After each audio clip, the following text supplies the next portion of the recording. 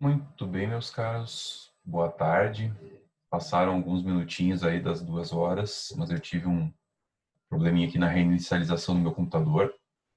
Mas, de qualquer forma, hoje, para registro, é o dia 8 de junho de 2020 e essa é mais uma das aulas à distância de Direito Administrativo 2, turno diurno, 7º semestre do curso de Direito do UFN.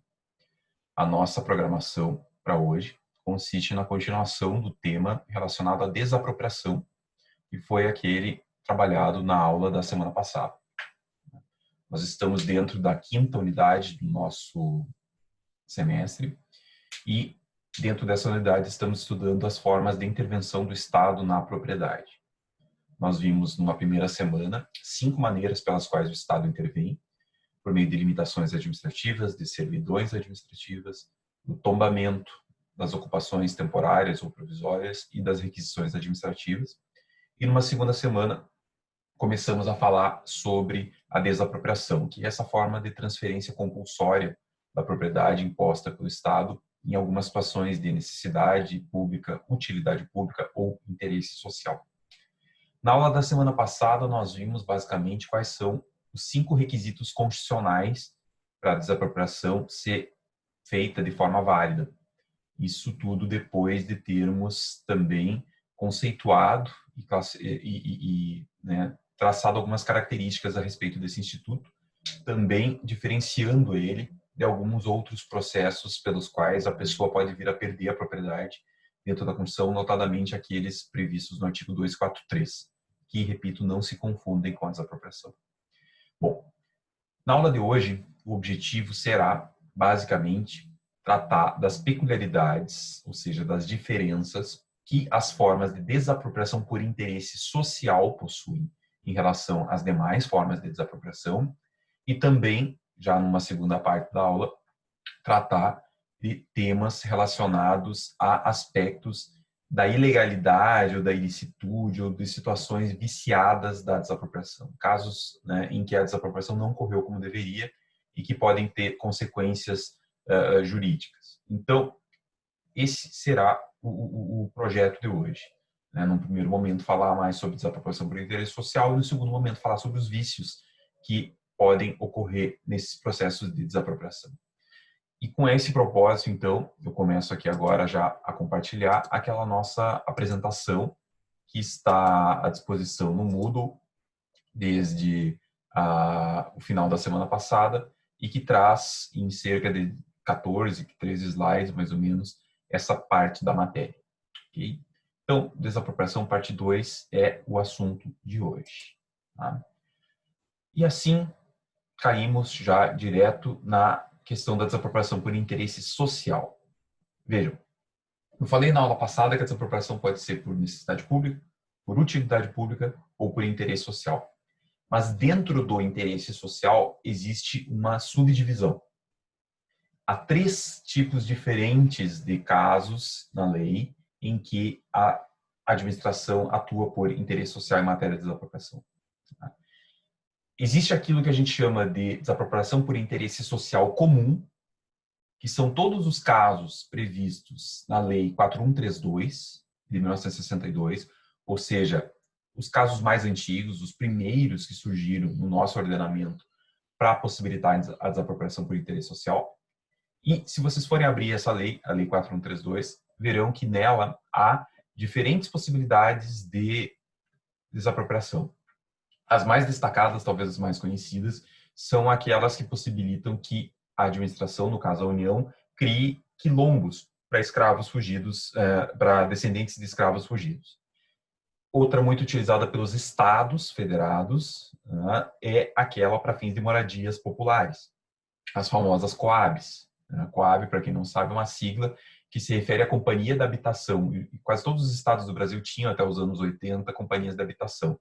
Depois algumas foram extintas, outras faliram, outras foram incorporadas a alguns órgãos, mas aqui em Santa Maria a gente tem, então, a Coab Fernando Ferrari, a Coab Tancredo Neves, a Coab Santa Marta, e esses processos em que o Estado compra uma área para fazer moradia para pessoal de baixa renda adquirir a preços facilitados, é uma situação de desapropriação por interesse social.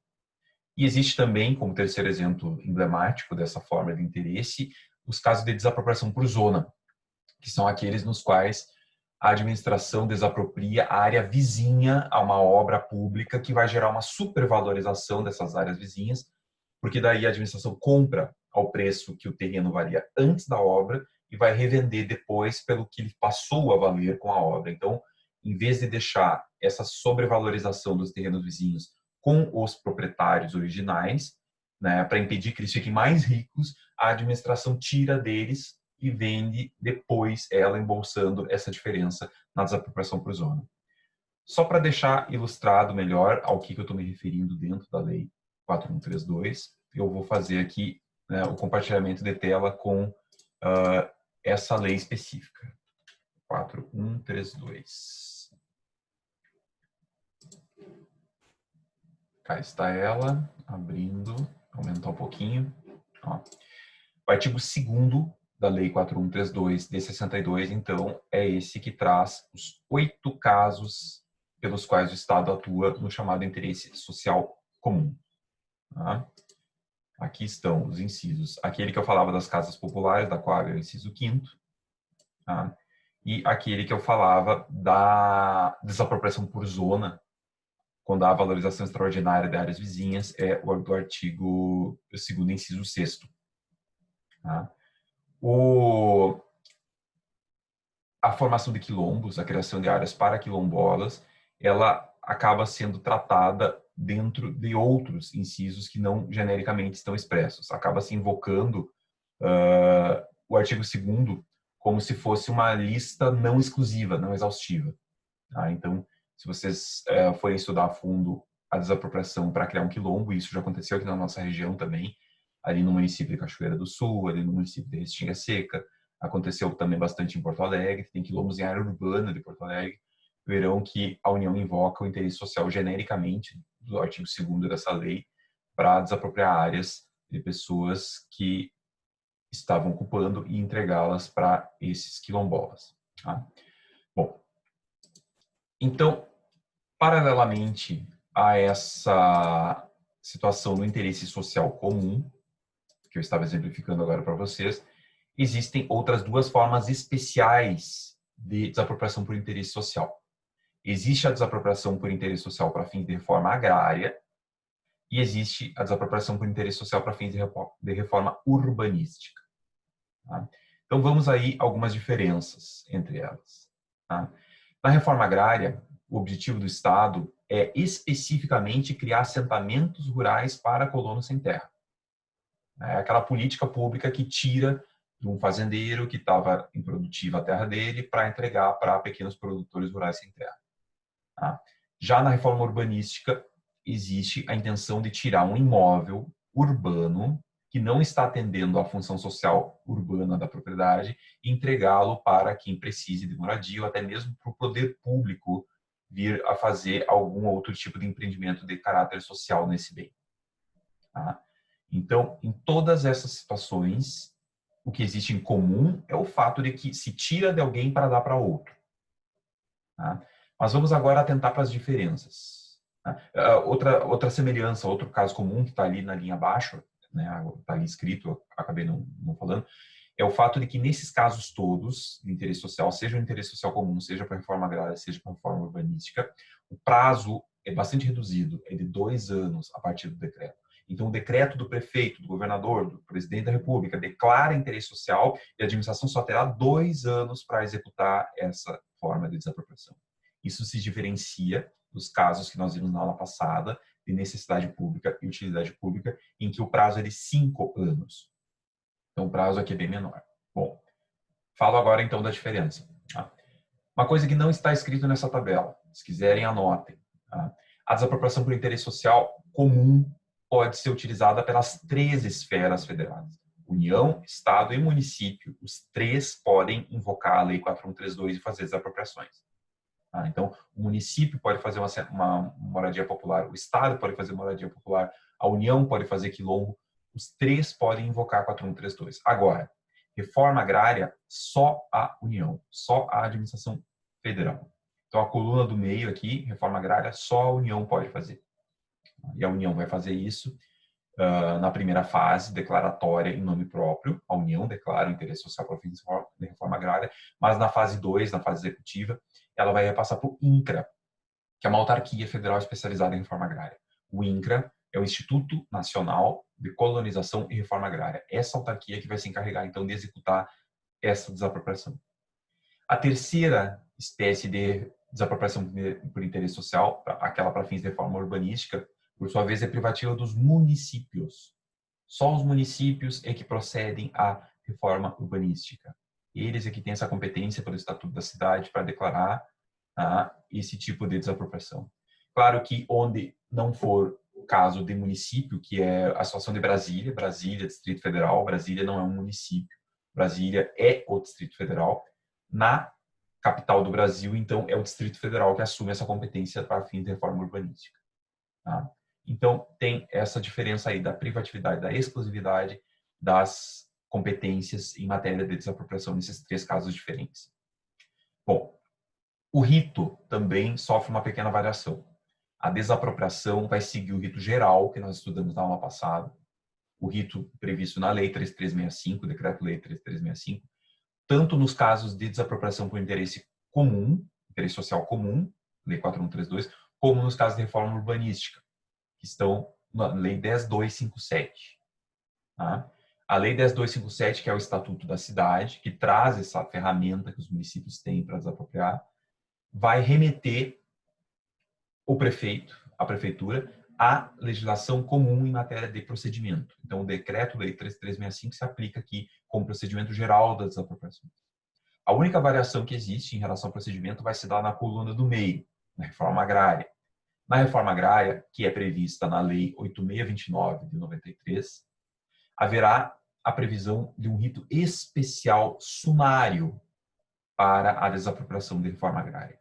E esse rito especial sumário, essa parte procedimental dessa desapropriação específica, é prevista numa lei complementar de 93, no mesmo ano da Lei 8629, que é a Lei Complementar 76, essa que vocês estão vendo ali na primeira linha da coluna do meio.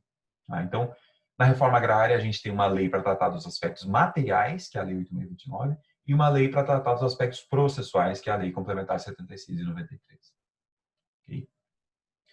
Outra diferença que existe entre esses três tipos de desapropriação, e que já foi aventada lá no finalzinho da aula passada, quando a gente falava do quinto e último requisito constitucional para desapropriar de forma válida, que é o pagamento da indenização em dinheiro, né? A variação existente aqui é com relação à reforma agrária e à reforma urbanística. Na desapropriação por interesse social comum, paga-se em dinheiro. Então, quando o Estado compra uma área para fazer uma coab, ele paga o antigo fazendeiro em dinheiro. Quando a União compra uma área para fazer um quilombo, ela paga o antigo proprietário em dinheiro. Agora, quando a União desapropria para fins de reforma agrária, ela vai pagar ao proprietário em relação à terra em títulos da dívida agrária, que são as TDAs ali anotadas. TDA significa título da dívida agrária. Tá? A TDA serve para indenizar a terra nua, como diz a lei. A terra por si, né? A área abrangida. Agora, todas as benfeitorias, tudo aquilo que tinha na área, como uma casa para moradia, como um açude que foi construído para criar peixe, como uma mangueira para o gado, uma pista de pouso para avião, né? Toda a estrutura que existe em cima dessa fazenda tem que ser avaliada separadamente e paga em dinheiro. Então, a TDA só indeniza a terra nua. O dinheiro indeniza as benfeitorias que existiam já na fazenda, tudo que está em cima dela. Por fim, a reforma urbanística, a desapropriação por interesse social para fim de reforma urbanística, paga o imóvel que for desapropriado em TDMs, títulos da dívida municipal. Tá? Então, títulos da dívida, seja agrária, seja municipal, são títulos da dívida pública. A questão é que a TDA é da União, é federal, é um tipo específico de título de dívida da União, o título de dívida agrária, emitido exclusivamente para essa hipótese aí de reforma agrária, e o título da dívida municipal é um título que o município emite. Tá? Então, toda vez que um ente público emite dívida, existe uma preocupação para ver se eles não estão criando dinheiro sem lastro. Tá? Então, há um controle por parte do Senado Federal para verificar se se esses títulos de dívida estão sendo emitidos validamente. Então, a União precisa aprovar no Senado Federal a emissão de títulos da dívida e os municípios também precisam da anuência do Senado Federal para emitir título da dívida. Tá? Se a gente deixasse que os entes públicos emitissem indefinidamente títulos da dívida, a gente criaria um risco muito grande de inflação. A gente colocaria muito dinheiro no mercado e não sabia depois se essas entidades iam ter como pagar. Então, em alguns períodos aí de convulsão econômica, que tanto o nosso país como outros países vizinhos já atravessaram, foi muito comum essa emissão de título da dívida sem lastro. Né? Lá nos anos 60, se vocês perguntarem para o vô de vocês, eram emitidas tais brisoletas. Né? O Estado não tinha dinheiro para pagar servidor já em 1960, então pagava professor, pagava brigadiano com brisoleta, que era como se fosse um títulozinho para ele trocar dali um tempo por dinheiro. Tá? Isso não pode mais. Na Argentina, na crise de 2001, as províncias passaram também a emitir título da dívida para pagar os seus servidores, porque eles não tinham dinheiro, né, que é o peso argentino, para pagar as pessoas. Então, isso no Brasil, de regra, é proibido, mas se excepciona em matéria de desapropriação para essas duas situações que a gente está vendo aqui. Bom? Então, feita essa diferenciação, nos casos de interesse comum, nos casos de reforma agrária, nos casos de reforma urbanística, eu registro para vocês que não temos muito o que nos aprofundar sobre os casos de reforma, sobre os casos de interesse social comum, porque na maioria das vezes eles vão seguir a lógica, o procedimento e tudo que a gente já viu em matéria de necessidade de utilidade pública. Não é diferente criar um quilombo, criar uma coab, desapropriar por zona, a não ser na fundamentação. A fundamentação é a Lei 4132, mas o rito, a forma de pagar é tudo igual. Então, na aula de hoje, a gente vai se aprofundar, isso sim, sobre os dois tipos diferentes de reforma, de desapropriação por interesse social, que são os casos de reforma agrária e os casos de reforma urbanística. Bem? Pessoal, pergunto, claro, de antemão, já se vocês têm alguma dúvida, que se querem fazer algum registro até aqui, por favor, falem. Eu estava olhando a aula da semana passada, pessoal, e eu percebi, depois que eu tinha feito o vídeo, que eu estava com o meu áudio desligado. Então, eu peço aqui desculpas se alguém fez alguma pergunta, se alguém fez algum comentário pelo microfone na aula passada, porque eu não escutei. Eu não vi que eu estava com o meu áudio desligado. Acabei só respondendo, só falando alguma coisa que foi perguntada por chat. Tá? Então, hoje, faço a verificação que está tudo ok. Se alguém tiver alguma coisa, por favor, pode abrir o microfone ou me perguntar no chat, que eu prometo responder dessa vez. Tá? Bom, mas então, seguindo, se tiverem qualquer coisa, por favor, interrompam. Né? Vamos agora dar uma olhadinha na desapropriação por interesse social para fins de reforma agrária, começando pela Constituição Federal. Esse assunto é tão emblemático para a administração que o legislador constituinte dedicou 3 artigos inteiros a ele. Então, o artigo 184, o artigo 185 e o artigo 186 da Constituição Federal de 88 são dedicados exclusivamente a tratar das questões relacionadas aos critérios e a forma como a desapropriação para a reforma agrária acontece no nosso país. Vários países fizeram a reforma agrária de uma vez só. Teve uma revolução, derrubaram o governo antigo, acabaram com a nobreza, dividiram todas as terras entre a população. Tá? Isso foi o caso lá da União Soviética, a partir de 1917. De alguma maneira, embora falha, isso aconteceu na Revolução Mexicana, daquele mesmo ano. Tá? Mas aqui no Brasil a gente tem uma reforma agrária um pouco diferente. Né? É uma reforma lenta, gradual e, digamos, indolor. Ela é uma reforma agrária permanente. É uma reforma agrária que nunca termina. É uma reforma agrária que, em vez de enfrentar o problema, para quem reconhece que ele existe, de concentração de latifúndios na mão de poucas pessoas, ela vai permitindo que, aos poucos, o Estado brasileiro vá fazendo essa redistribuição das terras. E aí estão os parâmetros constitucionais para isso. 184, 185, 186. Tá? O artigo 184 da Constituição é aquele que prevê a questão da indenização. É aquele que prevê que, por exemplo, os títulos da dívida agrária, que são resgatáveis em até 20 anos, são a forma de pagamento da terra nua para essas pessoas que perderem a terra por essa função. Né? O dinheiro, entretanto, será utilizado para pagar as benfeitorias. É esse mesmo artigo que remete a um rito sumário especial para ver essa desapropriação. Então, a Lei Complementar 76 de 93 surge para regulamentar o artigo 184 da Constituição. E é ele também que anuncia aquilo que já foi mencionado, de que a União é que detém competência exclusiva para utilizar essa forma especial de desapropriação. O artigo 185 já vem em outro sentido. Ele vem para limitar o poder da União em matéria de desapropriação. Ele cita em 2 incisos quais são os imóveis rurais que não podem sofrer esse tipo de desapropriação. Tá? E ali, pessoal, é mencionada então a ideia de que a pequena e a média propriedade rural, se forem a única que a pessoa tem, não poderão ser tomadas para entregar para um sem terra. Da mesma forma, é ali que está a previsão de que se a propriedade for produtiva, não importa o tamanho dela, ela não poderá ser entregue para os sem terra. Tá? Então, o artigo 185 é que nos dá essa limitação. Tá? Deixa eu abrir aqui uma tela com a Constituição Federal para a gente dar uma olhadinha lá na redação desse dispositivo.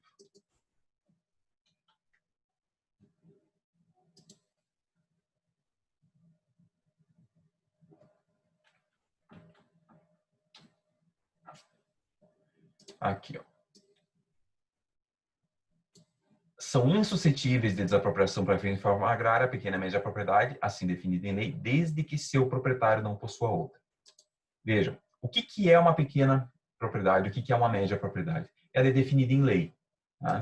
E se a gente for ver na Lei 8.629, a gente vai descobrir que a pequena propriedade e a média propriedade varia de lugar para lugar. Numa região em que haja, por exemplo, pecuária extensiva, o cara tem meia dúzia de cabeça de gado para 1 hectare inteiro de terra, porque é uma terra mais seca, uma terra mais árida, que não permite tanta produtividade, a pequena propriedade é bem grandona. Agora, numa área em que haja pecuária intensiva, né, em que tu consiga aproveitar bem mais o espaço, como por exemplo, vamos pegar a diferença aqui do Rio Grande do Sul, uma área rural na Serra Gaúcha, né, de Caxias, que com 1 hectare tu faz uma vinícola, e uma área em Alegrete, que exige muito mais intervenção do homem para conseguir plantar e geralmente vai ser dedicada à pecuária. Então, a pequena propriedade da Alegrete é uma propriedade 3, 4 vezes maior que a pequena propriedade de Caxias. É isso que eu estou querendo dizer. Então, a definição de pequena e média propriedade varia de lugar para lugar conforme o perfil da terra, o perfil produtivo dela. Índices de produtividade é que acabam determinando, enfim, por força da lei, o que é uma pequena propriedade em cada lugar. E quem é que detém esses cadastros, definindo o que é uma pequena e o que é uma média propriedade? O próprio INCRA. O próprio INCRA, que faz monitoramento das regiões produtivas agrícolas, é que vai definir em cada lugar do Brasil qual é o tamanho considerado pequeno, médio ou grande. E aí a Constituição vem e diz: a pequena e a média só serão perdidas, só serão desapropriadas para fins de forma agrária se aquela for a única propriedade. Perdão, raciocínio contrário. Elas só serão desapropriadas, a pequena e a média, se tiver outras propriedades. Né? Se for a única, não, ela está salva. Tu não vai tirar um colono da única terra dele para dar para outro colono. Então é trocar 6 por meia dúzia nesse ponto. Isso que o 185 primeiro impede. Né? O artigo 185, segundo, diz, em contrapartida, que qualquer que seja o tamanho da terra, se a terra for produtiva, não vai ter desapropriação. Então, basta produzir para não sofrer esse tipo de desapropriação. Né? E o que é produzir? Tá? Aí também a gente vai lá na Lei 8.629 ver que existem índices de produtividade. Né? Número mínimo, por exemplo, de saca de soja, saca de arroz que é produzido numa terra, o número mínimo de cabeça de gado que é criado num determinado hectare, isso tudo é também levado em consideração para dizer se é produtivo ou improdutivo. E aquele que produz, aquele que dá cumprimento à função social rural da propriedade, vai estar isento de esse risco, né, da desapropriação. Não vai sofrer essa pena. Tá? Então, pessoal, esse é o sentido do artigo 185, é o de proteção. Tá? Bom, o artigo 186, por sua vez, vai ser aquele que vai traçar quais são os critérios que serão avaliados para dizer se uma terra vai ou não vai virar alvo de desapropriação para fins de reforma agrária. Né? Em outras palavras, quais são os critérios que definem se alguém está cumprindo ou não está cumprindo com a função social da propriedade rural. E esses critérios, segundo a Constituição, são basicamente 4. São 4 pontos que têm que ser considerados para dizer que uma propriedade está plenamente cumprindo com a função social da propriedade rural. O primeiro critério é justamente relacionado à produtividade. A ideia de que a terra tem que ter um aproveitamento racional e adequado. Então, aqui a produtividade em estrito senso. A propriedade rural só se considera cumpridora da função social se ela está tendo um aproveitamento racional e adequado. O segundo requisito constitucional está relacionado ao meio ambiente. Tem que haver um manejo sustentável dos recursos ambientais. Tem que haver uma preservação dos recursos naturais. O terceiro requisito para dizer que alguém cumpre ou não com a função social da propriedade é a observância da legislação do trabalho. Então, o fazendeiro, lá no seu imóvel, se tiver empregados, ele tem que observar a legislação do trabalho. Ele tem que dar férias, ele tem que anotar carteira, ele tem que pagar os direitos das pessoas, né, de terço de férias, de adicionais, tudo que a CLT e a Constituição Federal trazem de direito para o trabalhador tem que ser observado no meio rural também. Se não for observado, está se descumprindo a função social da propriedade rural.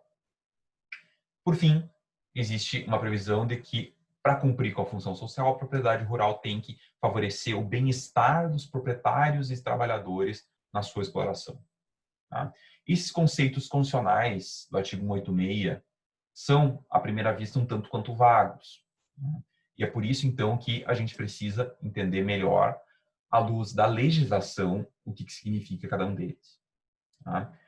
A legislação a que eu me refiro aqui é a Lei 8629. A Lei 8629 de 93 traz no seu artigo 9º as definições de cada um desses 4 critérios constitucionais para avaliação da propriedade rural no que tange a sua função social da propriedade. Bom, o primeiro conceito, como já falado aqui no momento anterior, que é o requisito do aproveitamento racional e adequado, tem a ver com o grau de utilização da terra e a eficiência nessa exploração. Então, aqui é toda uma métrica econômica que se aplica para identificar se o sujeito está dando aproveitamento racional e adequado ou não àquela terra. O aproveitamento, então, vejam, não basta produzir, tem que ser adequado. Tu tem que entender se o sujeito é produtivo ou não é a partir do que ele está fazendo. Por exemplo, o cara decide que vai plantar, sei lá, oliveira para fazer azeite numa terra. Só que ele está fazendo isso numa área lá na Serra Gaúcha, que é úmida, que tem muita chuva, que não sei o que, não sei o que. Ele vai ligar, não, mas eu estou plantando oliveira para fazer azeite. E sim, mas aqui não dá, é muito úmido. Tu nunca vai conseguir colher. Uma oliveira leva 10 anos para começar a dar fruto. Aí tu vai tirar, vai fazer azeite, e tu vai tirar meia dúzia, tu não vai conseguir aproveitar, né? Porque não é adequado. Então, a produção não tem que ser simplesmente a que o dono quer. Ela tem que ser adequada, porque ela tem que atender a patamares mínimos. O cara decidiu, sei lá, plantar moranguinho em Alegrete. Não, mas olha só, não é uma área para isso. Vai plantar em Agudo, ali dá. Mas lá em Alegrete é muito seco, é muito, né, quente, é muito árido e por aí vai. Então, assim, vai ser uma mensuração para ver se o sujeito está ou não está fazendo algo que é considerado adequado, eficiente naquela terra. Então, não é totalmente livre dessa maneira a escolha da cultura que o agropecuarista faz quando ele decide produzir. O INCRA está de olho no que ele está fazendo para mensurar se ele está ou não está produtivo nesse ponto de vista. O segundo requisito, aquele ligado ao meio ambiente, que eu coloquei como sustentabilidade ambiental, é explicado pela Lei 8629, no seu artigo 9º, num parágrafo específico, como sendo a adequada utilização dos recursos naturais. É uma exploração que se faz respeitando a vocação natural da terra, de modo a manter o potencial produtivo da propriedade. Considerado também aí a preservação, né, das características do meio, da qualidade dos recursos, a manutenção do equilíbrio ecológico. Então, vejam, a produção rural, seja ela pecuária, seja ela agricultura, seja ainda um extrativismo, né, vegetal, ela precisa preservar as características do ambiente. Eu não posso fazer uma produção predatória, uma produção que assoreie os rios vizinhos, uma produção que esgote a terra nos seus recursos. Então é daí que surge a necessidade de fazer uma rotação de culturas. É daí que surge a necessidade de fazer um replantio de mata nativa, de mata ciliar. É daí que surge a necessidade de se fazer um estudo muito cuidadoso de impacto ambiental sempre que se faz um projeto muito grande de irrigação. O INCRA, então, observa todas essas questões ambientais em colaboração com os órgãos ambientais, como o IBAMA, como a FEPAM, o Instituto Chico Mendes, né? Todos os órgãos da fiscalização ambiental, então, vão se reportar ao INCRA e vão entregar, aquele cara lá, ele até planta, ele até produz, mas assim, ele está destruindo o rio que passa pela propriedade dele. Ou o sujeito, ele até planta, ele até produz, ele até extrai bem a terra, só que mais 2, 3 anos essa terra vai se esgotar, ela vai virar um deserto. Então, isso é que tem que ser evitado. A função social da propriedade rural só se atende se houver esse manejo sustentável dos recursos naturais do local. O terceiro requisito, aquele ligado à legislação do trabalho, né, é explicado pela Lei 8.029, artigo 9º, um parágrafo específico, como sendo respeito à lei trabalhistas, aos contratos coletivos de trabalho, ou seja, aqui há uma invocação das negociações coletivas, dos acordos coletivos de trabalho. Vocês, acredito eu, já tiveram o direito do trabalho e no direito do trabalho aprendem que existe o direito coletivo do trabalho. Há acordos coletivos e há negociações coletivas. Né? O acordo coletivo feito entre sindicatos, a negociação coletiva conduzida também pelo Tribunal Regional do Trabalho. Então, nas questões coletivas de trabalho surgem normas, surgem direitos dos trabalhadores para uma categoria específica, num local específico, e isso tudo também tem que ser respeitado junto com a legislação. Então, existe todo um segmento aí de sindicato dedicado à área rural, aos trabalhadores rurais, e eles também firmam acordos e negociações coletivas com sindicatos patronais da agricultura e da pecuária. E isso faz parte daquilo que se tem que observar para cumprimento da função social. Existe também uma preocupação em relação àquelas situações que não são de emprego propriamente dito. Vejam que interessante. A gente falou até agora em CLT, acordo coletivo, negociação coletiva. Mas nem sempre no meio rural se usa carteira assinada para trabalhar. Às vezes o que tu faz? Às vezes tu faz parceria rural. Às vezes tu faz um arrendamento rural. Então, às vezes tu simplesmente entrega a tua área para alguém explorar por conta própria, um arrendamento. O arrendamento é regido pelo Estatuto da Terra, que tem normas de cunho social. Tem normas lá, né, que suavizam, digamos assim, o rigor do capitalismo na área rural quando há um arrendamento. Da mesma forma, nos contratos de parceria, existe também uma preocupação com o bem-estar, com os direitos do parceiro, né, dessa associação que se faz no meio rural para produzir. Okay? Então, não só na CLT, mas na legislação que rege contratos de arrendamento rural, contratos de parceria rural, há normas que têm que ser observadas pelo proprietário para poder dizer que ele atende à função social da sua propriedade. Por fim, o quarto requisito, talvez o mais aberto, mais abstrato deles, é aquele ligado ao bem-estar dos proprietários e trabalhadores. Né? E a Lei 8.029 explica, no seu artigo 9º, que esse requisito está ligado ao atendimento, à necessidade de atendimento das necessidades básicas dos que trabalham na terra, observando normas de segurança do trabalho, tá? E também sem provocar tensões e conflitos sociais. Tá? Então, o bem-estar existe quando não há conflito. O bem-estar existe quando há segurança. O bem-estar existe quando direitos outros que vão além da mera questão econômica ou da mera questão de trabalho são atendidos, como normas relacionadas ao lazer, à educação, ao transporte, à saúde. Tem que ter um bem-estar mais geral. Então, às vezes, né, dependendo do tamanho da propriedade, da distância que ela fica do centro urbano, é conveniente que tenha uma escola rural para os funcionários, para os filhos dos funcionários lá perto. Às vezes, né, dependendo da estrutura de transporte, é conveniente que o proprietário da fazenda, ele próprio tenha meios para os funcionários visitarem as famílias, saírem no final de semana, um ônibus, né, alguma condução para levar e trazer as pessoas. Então, são esses outros aspectos que vão um pouco além daquilo que a lei exige, do mínimo legal, tá? Que vai ser observado para fins de cumprimento ou não da função social da propriedade. Tá? Bom, então esses são os 4 pontos que têm que ser avaliados para dizer se alguém cumpre ou não cumpre com a função social da propriedade. E é em função desses 4 pontos que a gente entende como é que vai acontecer o processo, né, de desapropriação. O procedimento da desapropriação por interesse social para fins de reforma agrária vai ser muito ligado à observação desses 4 requisitos. Tá? Então, assim como ocorre nos casos de necessidade pública e nos casos de utilidade pública, a desapropriação por interesse social para fins de reforma agrária vai se dividir em 2 momentos, uma fase declaratória e uma fase executória. Na fase executória, a gente vai ver depois, vai ter que ser por ação judicial. Mas na fase declaratória, que é a primeira, que a gente vai falar agora, tudo ocorre administrativamente. Existe simplesmente um acompanhamento administrativo do INCRA em relação às terras que podem vir a ser alvo de desapropriação. Tá? Esse monitoramento das áreas rurais que eu coloco ali como sendo o primeiro ponto da fase declaratória. Esse monitoramento consiste, então, na verificação contínua de todas as fazendas, de todos os imóveis, para ver se todos estão cumprindo com a função social. Né?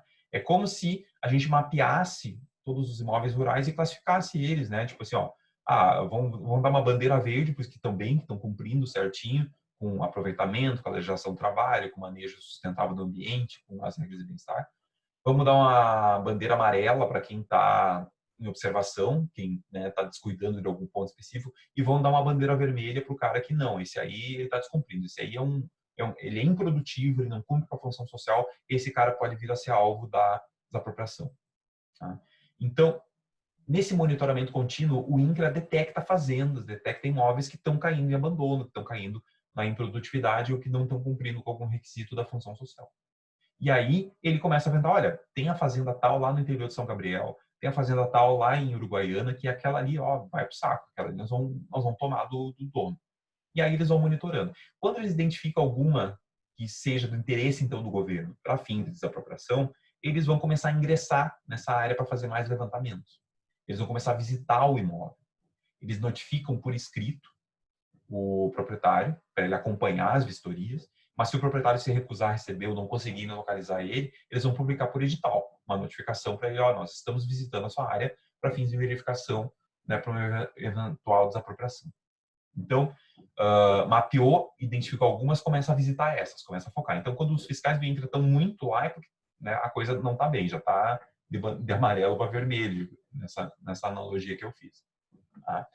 Bom, quando, ao fim de um processo administrativo de detecção de situação de descumprimento de função da sociedade, de função social da propriedade rural, o INCRA decide que aquela área vai ser desapropriada, isso é levado para a Presidência da República e a Presidência da República, então, vai publicar um decreto expropriatório. O Presidente da República vai declarar de interesse social uma área e isso vai corresponder, então, ao ápice, né, vai culminar a fase declaratória com essa declaração do Presidente da República. Tá? A tela seguinte, depois eu volto para cá, mostra um decreto relativamente recente de desapropriação por interesse social feito pela Presidência da República. Vejam que ele é de 2017, é ainda do Michel Temer, tá? E esse decreto aqui, lá de 12 de julho de 2017, declarou de interesse social uma área lá no estado de Goiás, a Fazenda Vale dos Buritis. Eles decretaram lá uma área, então, vejam, de 1.453 hectares. Uma área de 1.453 hectares, chamada Fazenda Vale do Buriti, foi declarada de interesse social, ou seja, isso aqui a União disse, ó, o INCRA vai pegar para fazer um assentamento rural. Nesse decreto, vocês entendem bem também como que o governo vai indenizar isso. Tá? Ele diz no artigo 2º, por exemplo, que ele não vai pagar, não vai indenizar semoventes, ou seja, cavalos, bois, ovelhas, não vai pagar máquinas e nem implementos agrícolas. Então, o artigo 2º deixa claro que se tiver cabeça de gado lá, se tiver maquinária agrícola, o proprietário vai ter que levar consigo para outro lugar, porque não será pago. A União não quer comprar dele os semoventes, as máquinas e os implementos. Né? Da mesma forma, o artigo 2º deixa claro que eles não vão pagar pelo que já é público. Por exemplo, margem de rio navegável. Por exemplo, a terra devoluta que seja vizinha, que esteja dentro de uma área maior que seja privada. O que já é público não vai ser indenizado. Tá? E qualquer área cujo registro seja nulo, né, domínio privado contido por nulidade, prescrição, etc., qualquer área, então, que não esteja regularmente na propriedade do dono da Fazenda Buriti não vai ser paga. Tá? E, por fim, não vai ser pago as benfeitorias que forem introduzidas justamente pelo INCRA. Né? O que o INCRA já começou a fazer lá dentro, se começou, não vai ser pago de novo pela União, porque, afinal de contas, não era do proprietário, já era do INCRA. Tá? Então, ali estão os passos iniciais traçados nesse decreto para depois se fazer a efetivação, a execução dessa área de terras no estado de Goiás. Tá? Bom, dito isso, então, a gente encerrou a fase declaratória. O presidente da República publicou o decreto, no nosso caso, ali vocês viram, é um decreto não numerado. Esses decretos eles não recebem número, eles só têm data. E a partir da data da publicação dele em Diário Oficial, e ele foi 12 de julho de 2017 a data dele, mas a publicação deve ter sido no dia 13, tá? No dia 13 de julho, então começa aquele prazo de 2 anos que eu falei lá atrás para vocês para executar.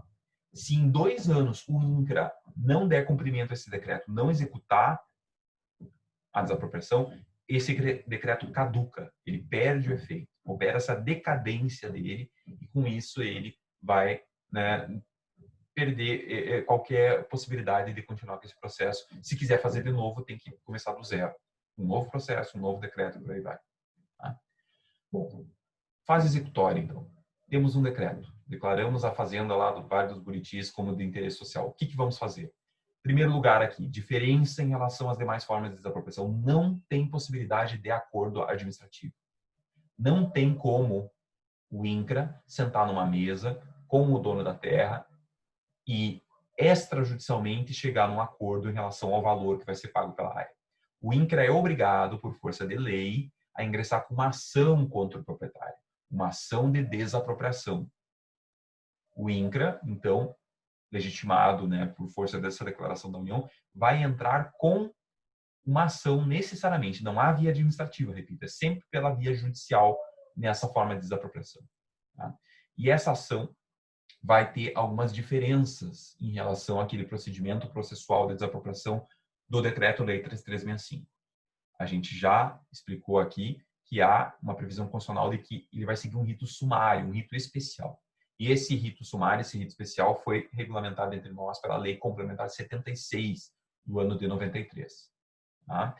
Este decreto, essa Lei Complementar 76 de 93, vai prever uma petição inicial já com alguns requisitos diferentes. Então, a primeira diferençazinha que existe em relação ao rito da desapropriação da reforma agrária em relação às outras formas de desapropriação está nos requisitos da petição inicial.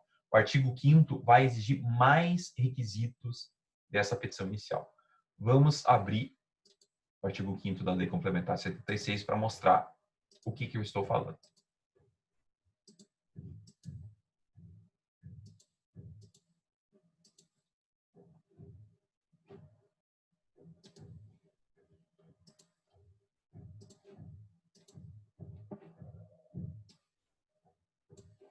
A petição inicial de uma ação de desapropriação para fins de reforma agrária, segundo o artigo 5º, vai ter que ter, veja, primeiro requisito, todos os requisitos do CPC. Os artigos 319 e 320 do CPC trazem alguns requisitos, eles têm que ser observados pelo INCRA. Mas, além disso, ele vai ter que copiar o decreto, vai ter que trazer uma cópia do decreto do Presidente da República, publicado no Diário Oficial. Vai ter que trazer, como requisito da inicial, certidões atualizadas de domínio e ônus reais sobre imóvel. Então, ele vai ter que pegar uma certidão atualizada lá no cartório de registro de imóveis até um mês antes de entrar com a ação, né, sob pena de indeferimento dessa inicial, o juiz não deve dar.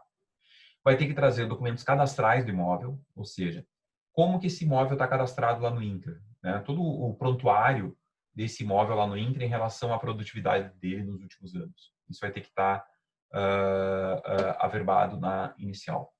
E também o laudo de vistoria. Laudo de vistoria e avaliação administrativa. Esse vai ser o documento administrativo que vai trazer toda a descrição do imóvel, toda a descrição das benfeitorias e quanto que a União entende que aquele bem vale. Tá? Um quinto requisito, vai ter que ter o comprovante do lançamento dos títulos da dívida agrária correspondentes ao valor ofertado pela terra nua. Então, o INCRA vai ter que mostrar que já estão emitidos, que já existe disponibilidade desses títulos da dívida agrária. Tá? Que esses títulos já foram emitidos pela União e que serão utilizados para pagar esse proprietário no local. Porque, como vocês me viram falar antes, existe um controle pela lei de responsabilidade fiscal para ver se o Estado brasileiro não está criando dinheiro demais. Então, tem que ter títulos da dívida agrária já emitidos para poder fazer a desapropriação. Tá?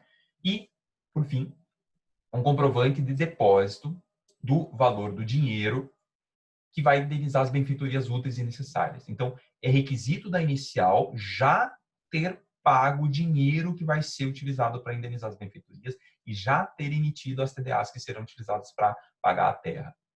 Então, vejam, são 6 requisitos extras da petição inicial na ação de desapropriação para fins de reforma agrária. Tá? Eu peguei no sistema interno da AGU aqui um exemplo de petição inicial de ação de desapropriação do INCRA, tá? Para vocês também vislumbrarem, para terem, né, a imagem do que seria uma petição inicial de desapropriação. Tá? Deixa eu diminuir aqui o tamanho dela para ficar mais bonitinho para enxergar. Então vejam, essa petição inicial aqui foi utilizada numa desapropriação para reforma agrária lá em Pernambuco, né, na área próxima lá à cidade de Caruaru. Então vejam como é que aparece nessa petição inicial. O INCRA se qualifica como autor, está aqui o INCRA se qualificando como autor, está aqui o rito, né, o rótulo que ele deu para essa ação corresponde ao rito que ele vai seguir, que é uma desapropriação por interesse social para fins de reforma agrária, tá? E está aqui o nome do réu, está aqui o nome do proprietário que vai sofrer essa desapropriação. No caso, era uma pessoa jurídica, era uma empresa falida chamada Avic Alimentos Selecionados, apresentada lá pelo seu síndico. Então, vejam, o INCRA desapropriou uma área rural que pertencia a uma empresa que estava em processo de falência. E aí eles explicam, na petição inicial, a sua legitimidade, né, uma questão teórica, explicam qual é o foro competente. O foro competente é sempre o foro do imóvel, o foro do local da fazenda. Então, é o juiz federal mais próximo, digamos assim, da área que teria competência para trabalhar com essa matéria. Tá? Explicam depois qual é o imóvel que está sendo desapropriado. Nessa petição inicial aqui, a fazenda se chamava Fazenda São Luís. E ela, vejam, tinha uma área relativamente pequena, eram só 167 hectares de terra. Então, vejam, 167 hectares em Pernambuco não é nem pequeno nem médio, já é uma área considerada grande. Tá? E essa propriedade aqui, então, descumpriu a função social, diz a petição inicial. E aí eles explicam o que estava acontecendo lá para eles terem descumprido. Tá? Ela era uma propriedade considerada média, eles assinaram aqui, e não produtiva. Tá? Ela só estava utilizando 4,5% da utilização que seria exigida dela. Só se usava 4,5% da terra dessa área inteira. Tá? Então, isso significa que ela estava em boa parte dela, em mais de 90%, ela era improdutiva, ela não estava sendo utilizada, estava, portanto, descumprindo com a sua função social por falta de utilização mesmo. A empresa estava falida, é perfeitamente compreensível, então, que a área estivesse abandonada. Tá? Depois se explica questões de ordem pública ali do procedimento e, por fim, né, o histórico de incorporação desse bem lá no registro de imóveis. Tá? Ao fim, eles anunciam quanto é que eles querem pagar. Tá? A União orçou em R$516 mil o valor da terra e R$2 mil o valor das benfeitorias nessa fazenda. Tá? E aí eles explicam, então, que eles estavam emitindo TDAs para pagar e fazem os pedidos finais, né, de citação, de expedição de mandado de emissão na posse, de órgãos que devem ser intimados para manifestar se tem interesse e, ao fim e ao cabo, pedem a procedência da ação para que se declare, né, a transferência da propriedade, para que se decrete a transferência da propriedade para o poder público. Então, essa é uma petição inicial, então, para exemplificar como que o INCRA faz com essa açãozinha de desapropriação. Voltando agora ao nosso esquema, né, e tratando de outros aspectos que vão além da petição inicial. Esse rito sumário especial de desapropriação para fins de reforma agrária tem uma característica que também diferencia dos demais casos de desapropriação no que tange a sua emissão provisória. Eu falei na aula passada que existe um tipo de tutela antecipada especial nos casos de desapropriação que se chama emissão provisória na posse.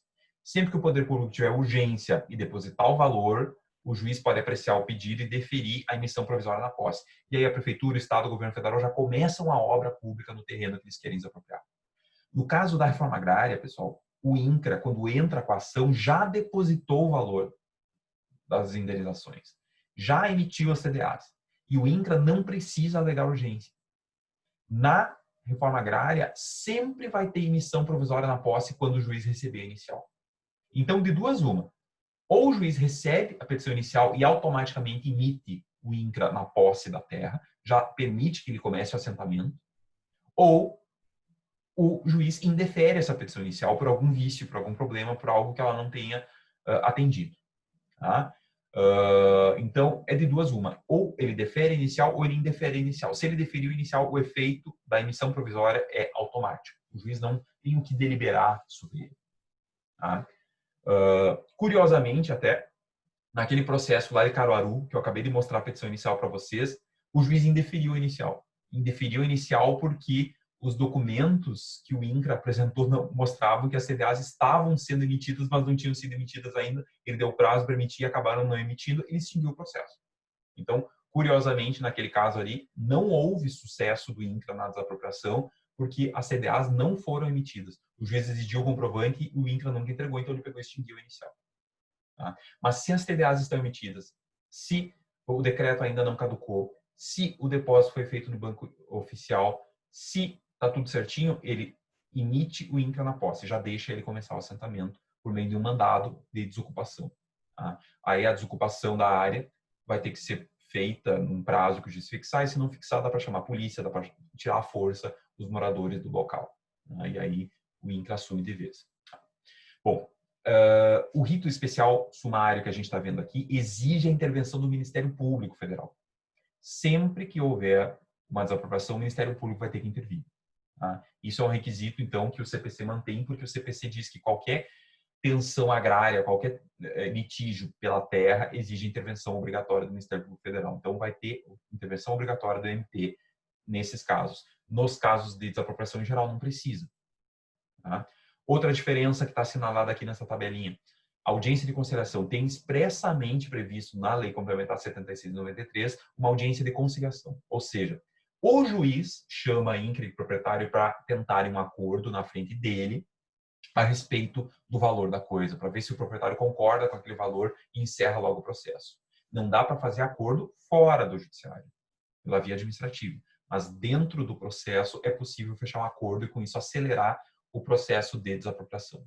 Tá? Então, o juiz fica na condição apenas de homologar esse acordo se ele acontecer. Se o acordo não acontecer, o processo vai seguir nos mesmos trâmites de um processo de desapropriação comum. Vai ter instrução, ou seja, vai ter uma perícia no local para ver o valor, e ao fim vai ter uma sentença, dando todos aqueles efeitos declaratórios, condenatórios, mandamentais, executivos e constitutivos típicos de uma sentença de desapropriação. Tá? Então, em síntese, o que existe de diferença no rito sumário da reforma agrária está nos requisitos da petição inicial, no fato de que sempre tem emissão provisória na posse, que é só o INCRA, em nome da União, que entra com essa ação, tá? E nessa possibilidade aí de uma audiência de conciliação também com a intervenção do Ministério Público Federal. Tá? Uma outra curiosidade que eu registro é que, dependendo do lugar do Brasil em que vocês vejam essa questão da reforma agrária, pode haver uma previsão especial em relação à competência. Aqui no Rio Grande do Sul, por exemplo, a Justiça Federal se organiza um pouquinho diferente. Eles se organizam por varas especializadas. Então, no Rio Grande do Sul, tem uma vara federal especializada em questões ambientais e de reforma agrária lá em Porto Alegre. E o INCRA entra lá em Porto Alegre, nesta vara federal especializada, para todas as desapropriações no Estado. Então, reforma agrária no Rio Grande do Sul, vocês não encontram na Justiça Federal daqui de Santa Maria, por conta de uma regra local do Tribunal Regional Federal, que deslocou a competência para uma vara especializada nisso lá na capital. É o mesmo tipo de coisa que acontece com alguns crimes, né? Tem vara especializada em lavagem de dinheiro. Aí tudo entra em Porto Alegre. Então, na reforma agrária, repito, quem é estagiário, quem é advogado, quem utiliza a Justiça Federal aqui em Santa Maria nunca vê essas ações, porque elas só correm em Porto Alegre, no nosso estado. Tá? Bom, para terminar a questão da reforma agrária, que é o maior ponto da aula de hoje, né, eu menciono aqui algumas regrinhas especiais que aparecem na Lei 8.629. Algumas regrinhas de direito material que problematizam, às vezes, o processo de reforma ou que tentam evitar conflitos na área. Tá? Nos anos 90, pessoal, o movimento sem terra cresceu muito e passou a invadir várias áreas para pressionar o INCRA a começar processos de desapropriação. Então, o sem terra invadia uma área para chamar a atenção do INCRA para dizer, olha, esta área está improdutiva, venham aqui, fiscalizem ela, desapropriem e comecem um assentamento. Esse processo, então, ele foi gradualmente crescendo e, gerou tensões, como, por exemplo, aquele massacre de Eldorado dos Carajás, né? A polícia interveio, matou gente lá, às vezes fazendeiros contratavam jagunços para matar gente, ou às vezes os próprios sem terra entravam e agrediam fisicamente os fazendeiros. Então, na tentativa de minimizar alguns problemas, várias regrinhas foram incrementadas na Lei 8.629. Uma delas, a esse respeito, é essa segunda que aparece aqui na minha listinha. Suspensão da desapropriação de imóvel invadido por sem terra. Se os sem terra invadiram a fazenda, ela fica proibida de ser desapropriada por 2 anos. E se invadir de novo, fica proibido por 4 anos desapropriar aquela área. Então tem uma regrinha, se tocou na área, se invadiu a área, ela não pode ser desapropriada. Isso seria o mecanismo para desestimular a invasão. É claro que o movimento buscou alternativas. Hoje em dia, quando o sem terra quer uma área, eles não invadem aqueles que querem, eles invadem o vizinho. Ou, se o sem terra quer uma área, eles trancam a estrada para chegar nela. Eles não invadem a área. Então, simplesmente se mudou a tática de pressão que esses movimentos fazem. Tá? Da mesma forma, se verificou, e você já deve ter visto isso em reportagens investigativas, que muitas pessoas que recebiam lotes, né, como sem terra, voltavam a invadir áreas. Bom, se o sujeito voltar a invadir a área, ele é banido do programa. Ele perde a terra que ele ganhou e ele não vai ganhar outra nova. É uma previsão que a Lei 8.629 faz, então, para impedir, para tentar desestimular que as pessoas continuem nesse movimento social buscando invasões e tensões agrárias. Tá? Da mesma forma, todo mundo que apoia a invasão, toda empresa que dá dinheiro, que ajuda, toda pessoa jurídica que ajudar de qualquer maneira a invasão de terra, ela vai ficar proibida de receber recursos públicos. Então é por isso que oficialmente ninguém apoia a reforma agrária do jeito que o Sem Terra quer. Ninguém vai lá e coloca o seu nome no caminhão de som dos caras, ou todo mundo esconde se ajuda ou se não ajuda, porque se a pessoa receber isso, mesmo que seja um partido político, ela vai ficar inviabilizada a receber recursos. Então é por isso que, incrivelmente, nunca se sabe de onde é que vem o dinheiro para esses movimentos, porque a lei diz que se souber, a pessoa vai ficar impedida de receber recursos públicos. A mesma forma aconteceu em alguns casos que proprietários rurais se aliavam ao sem terra e simulavam a invasão para pressionar o INCRA, porque a pessoa queria vender a terra, ela queria se livrar da terra e ninguém estava conseguindo. Então, quando o proprietário simula a invasão, quando ele estimula a invasão, ele vai sofrer uma multa nos termos do artigo 2A, né, segundo A, da Lei 8.629. Tá? Então, também tem uma previsão sancionatória para essa prática de simulação de invasão estimulada muitas vezes por proprietários. Tá? O primeiro ponto lá em cima, que eu acabei não falando, menciono agora, é a situação da notificação do proprietário por edital. Eu tinha dito antes que quando o INCRA começa a visitar uma fazenda para monitorar se ela vai mesmo ser desapropriada, ele tem que notificar por escrito o proprietário. Tá? E muitas vezes esse proprietário se recusa a receber ou não, né, ou fica desaparecido. Então, nesses casos, a lei previu que o INCRA tem que fazer um edital de notificação e ficar publicando ele por 3 vezes em jornais de grande circulação, e isso vai valer como citação ficta, né, como notificação ficta do proprietário. Tá? A validade do processo de desapropriação depende do contraditório e da ampla defesa do fazendeiro, do dono da terra. Se o fazendeiro, o dono da terra, alegar que não sabia que o INCRA ia desapropriar ele, ele consegue anular isso na justiça. E assim aconteceu num caso bastante emblemático aqui da nossa região, de um fazendeiro chamado Alfredo Soltal, do interior de São Gabriel, que levou até o STF a sua demanda, né? E logo lá em 2002, 2003, quando começou a TV a Justiça, esse foi um dos grandes julgamentos que o STF teve que fazer na época. As tensões se acirraram a um ponto de que sem terra e proprietários rurais ficaram uma semana acampados, um de frente para o outro, ameaçando se matar. E lá pelas tantas a polícia teve que intervir e realmente acabou dando tiroteio e, para variar, um sem terra morreu na história. A brigada militar acabou matando um, e isso gerou toda uma repercussão social, porque os ânimos realmente estavam acirrados. E na justiça, vejam, o fazendeiro conseguiu anular o processo. O INCRA teve que começar tudo de novo. Mas 5, 6 anos depois, eu fiquei sabendo que o INCRA conseguiu, efetivamente, então, desapropriar essa área da família Soltal em São Gabriel. Então, meus caros, estes eram os pontos que eu queria destacar a respeito da desapropriação por interesse social para fins de reforma agrária com vocês. A gente viu aí as peculiaridades dos requisitos para o cumprimento da função social, peculiaridades do rito especial que essa ação segue na justiça e algumas regrinhas aí de direito material agora nessa última lâmina que tratam do que pode e o que não pode em matéria de reforma agrária. Dito isso, eu passo, então, agora a analisar de uma forma bem mais rápida a desapropriação para fins de reforma urbanística, aquela que os municípios fazem em relação a imóveis descumpridores da função social urbana da propriedade. Bom, a política pública de desapropriação por interesse social para fins de reforma urbanística também é prevista na própria Constituição Federal de 88.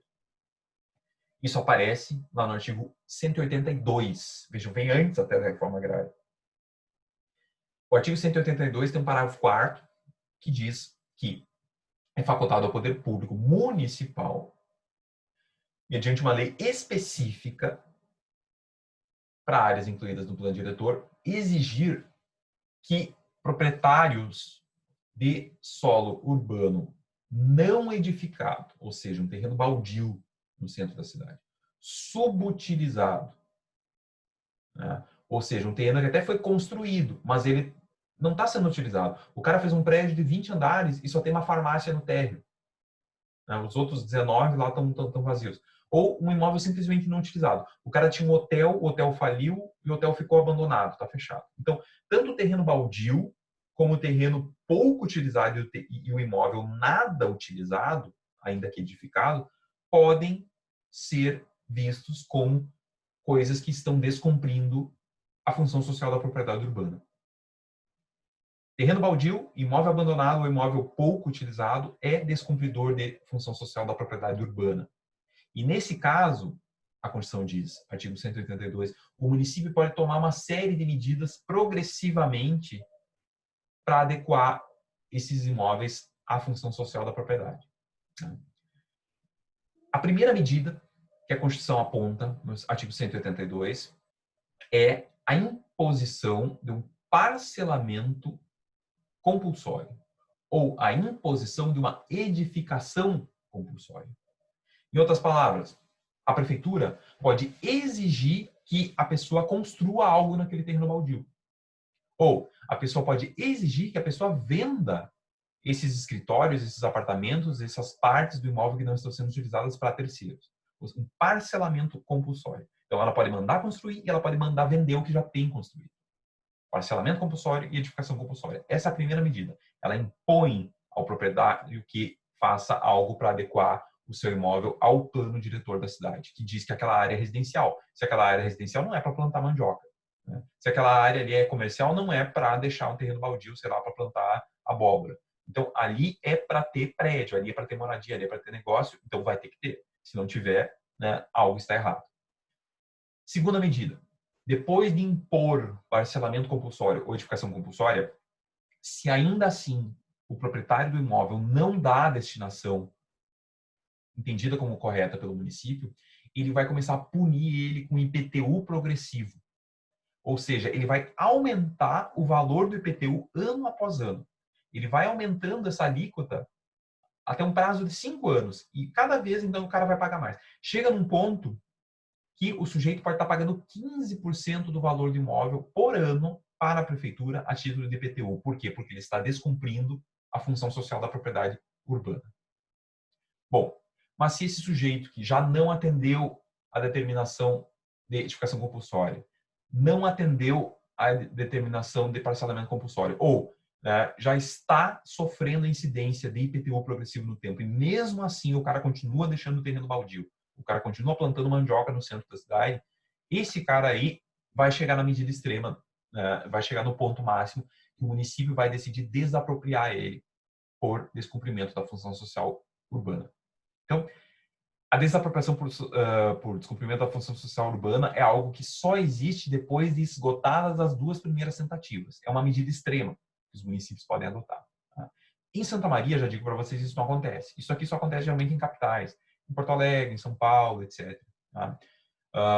Quando o plano diretor dispõe que uma área é comercial ou é residencial e isso não está sendo atentado nesses municípios maiores, geralmente então se adota essas práticas progressivas do 182 para forçar a pessoa a adequar. E se não adequa, a punição então é perder. Bom, o cara não está cumprindo, vai perder a área. Vamos apropriar ele. E aí a gente já viu como é que se paga a indenização para esse proprietário. A indenização na reforma urbanística ocorre por meio de títulos da dívida pública do município emitidos com autorização do Senado Federal e resgatáveis em 10 anos. Tá? É como se a pessoa recebesse, então, 10 cheques pré-datados. O primeiro ela vai descontar daqui a 1 ano, o segundo daqui a 2 anos, o terceiro daqui a 3, daqui a 4, daqui a 5, sucessivamente, até que no 10º ano ele desconta finalmente a última parcela, né, dessa indenização. Esses títulos são inegociáveis, são intransferíveis, eles não podem ser utilizados para compensar pagamentos de tributos, então eles servem como uma pena, como uma sanção imposta ao sujeito que descumpriu com a função social urbana da sua propriedade. Tá? A Lei 10.257 de 2001, que regulamenta o artigo 182 no parágrafo 4º. A Lei 10.257 de 2001, ficou errado ali meu título, requisitos da Lei 10.257 para desapropriar tinha que ser. Essa lei é o chamado Estatuto da Cidade. O Estatuto da Cidade, na forma da 10.257, traz, então, no seu artigo 8º, esse procedimentozinho que eu escrevi para vocês a partir da leitura da própria Constituição. Tá? Ali no artigo 8º, então, diz que são 5 anos tentando, por meio do IPTU progressivo, obrigar o sujeito a parcelar, edificar ou utilizar melhor o imóvel dele. Tá? E só depois de 5 anos de IPTU progressivo, o município pode proceder à desapropriação do imóvel, declarando ele de interesse social. Aí o município declara o imóvel de interesse social, ele vai ter aqueles 2 anos para executar essa desapropriação. Né? Aí, ou ele vai entrar com a ação de desapropriação, ou ele vai fazer um acordo em relação ao valor, mas o pagamento vai ocorrer por meio de TDMs, de títulos da dívida municipal. Tá? E esse valor, pessoal, no caso aqui, ó, vejam que é interessante no artigo 2º, artigo 8º, parágrafo 2º, inciso 2º, que não vai ter lucro cessante, não vai ter juro compensatório, porque não se cogita que esse proprietário esteja tendo algum dano emergente, algum lucro cessante, já que ele estava abandonando o imóvel, ele não estava usando o imóvel. Se a pessoa não estava usando, é porque não tinha ganho econômico com ele. Se a pessoa não estava alugando, não estava operando o hotel, não estava... Então, não vai ter nunca lucro cessante, não vai ter nunca juro compensatório nesse tipo de desapropriação, porque não havia uso.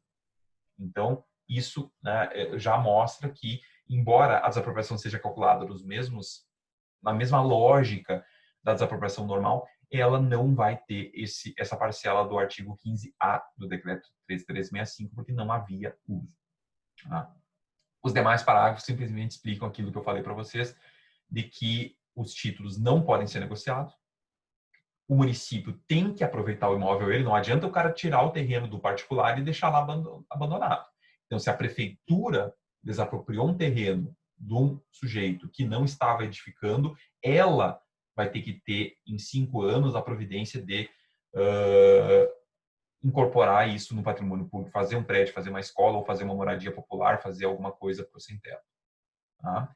Então, essas políticas públicas exigem que o imóvel seja efetivamente aproveitado e que ele seja efetivamente empregado em alguma situação que seja merecedora do status de cumpridor da função social urbana. Não adianta tirar de um para continuar abandonado. Então, tem que ter um projeto, na verdade, para iniciar uma desapropriação. Tem que saber o que vão fazer com a área. Não adianta só tirar para punir sem ter o que fazer com a área depois. Okay? Então, repito, quando precisarem aprofundar essa questão, é na 10.257, no Estatuto da Cidade, que vocês vão encontrar as regrinhas para tratar desse tema. Tá? Muito bem. Com essa explicação sobre a reforma urbanística e a reforma agrária e o interesse social, a gente encerrou a primeira e maior parte da aula de hoje, que era entender esse tipo um pouco diferente de desapropriação. Tá?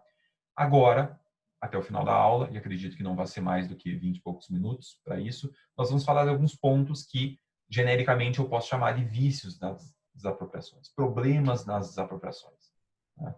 Quando a desapropriação não é feita de acordo com a Constituição, quando a desapropriação não tem aqueles 5 requisitos constitucionais, ou ela acaba não sendo aproveitada pelo Estado, podem surgir alguns problemas.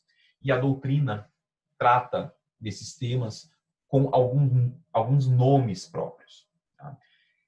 Esses temas que a gente vai ver agora, pessoal, não estão previstos em lei. São aspectos eminentemente doutrinários e jurisprudenciais do tema desapropriação. Repito, não tem lei para tratar do que a gente vai ver agora. É tudo criação doutrinária jurisprudencial. O primeiro e mais importante desses pontos que vocês precisam compreender é aquela situação que a gente chama de desapropriação indireta. Né? A desapropriação direta é a desapropriação válida, a desapropriação feita de acordo com a Constituição, de acordo com aqueles 5 requisitos da Constituição. Mas, vejam, o que às vezes acontece é que o Estado tira a área de alguém e não paga. O Estado invade um terreno de alguém para fazer uma obra pública, invade um terreno do vizinho porque a obra ficou maior do que o previsto e não fez o procedimento de um pagamento justo, prévio e em dinheiro de um valor para aquele local. Então, o que uma pessoa que sofreu um esbulho por parte do poder público, o que uma pessoa que sofreu uma ilegalidade por parte do poder público, perdendo a sua propriedade para ele sem um processo válido e regular de desapropriação, pode fazer? Tá? Ele pode buscar a justiça para reconhecer judicialmente que houve ali uma desapropriação indireta. É isso que nós estamos vendo aqui agora. Tá? A desapropriação indireta, portanto, é uma declaração de que houve uma desapropriação pelo juiz. O juiz declara que o poder público desapropriou, mas desapropriou indiretamente. Eu não sei se vocês lembram no direito do trabalho aquela situação em que uma pessoa não é demitida, mas ela começa a sofrer assédio do empregador. O empregador coloca metas inatingíveis para ela. O empregador altera o horário para ferrar a vida dela. E aí ela para tanto, ela diz, não, cansei, eu vou pedir demissão, eu saio. E aí o que esse empregado faz? O empregado entra na Justiça do Trabalho e pede para o juiz do trabalho reconhecer que houve ali uma despedida indireta, uma demissão indireta, uma rescisão indireta do contrato de trabalho. Porque o empregador forçou o empregado a se demitir. Né? Ele descumpria regras trabalhistas e levou uma pessoa a sair do contrato. Então, aqui é mais ou menos isso que acontece. O proprietário foi forçado a sair, foi desocupado, foi esbulhado na sua terra. Então, ele busca um juiz para declarar que o que houve indiretamente foi uma desapropriação. Tá? A desapropriação indireta, entretanto, ela suscita algumas questões bastante interessantes em relação à desapropriação direta. Porque em tudo ela é o contrário. Vejam, quando alguém perde um terreno para a prefeitura, para o estado, para a União. Ah, mas como é que perde um terreno? Não, imagina o seguinte, imagina que tu comprou um terreno na praia.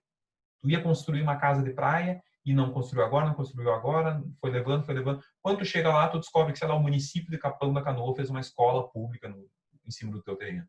Para aí, o que aconteceu com o meu terreno? Eu perdi ele? Sim, tu perdeu. Vejam, a desapropriação indireta, pessoal, é uma situação em que a pessoa perdeu o imóvel por uma ilegalidade da administração, mas ela não consegue mais o bem de volta.